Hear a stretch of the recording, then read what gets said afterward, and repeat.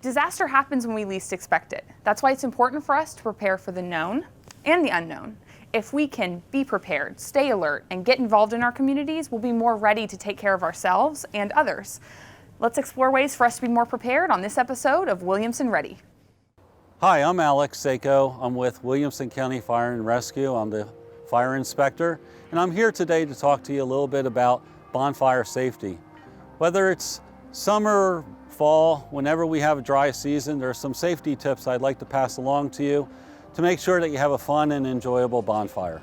Before we start a fire, we want to talk about the conditions around where we're going to start it. We want to make sure that we have a level surface. We want to make sure that the weather conditions are conducive to starting a fire. And last of all, and most important, we want to make sure that there's nothing combustible around the fire.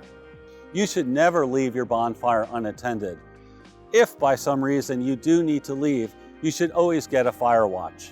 Before you start your fire, you want to make sure you have extinguishing agents nearby. Fire extinguisher, a garden hose. You want to make sure that combustibles and hazards are far away from the fire. Remember, supplies close, hazards far. Just because something can burn doesn't mean that it belongs in a bonfire. We want to refrain from putting things that are combustible, plastics, or anything that might ignite and spread the fire out of the burn pit.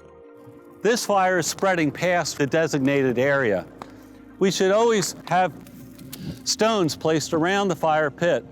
We want to have it approximately 2 feet larger than the actual fire that we're starting. It's also optimum if we could dig a little bit of the earth underneath where we're going to start our fire. 12 inches would be preferred. If we can't do that, we could always purchase a fire pit. And lastly, between the months of October and May, you want to make sure that you apply for a burn permit. For more information about burn permits, you can visit burnsafetyn.org.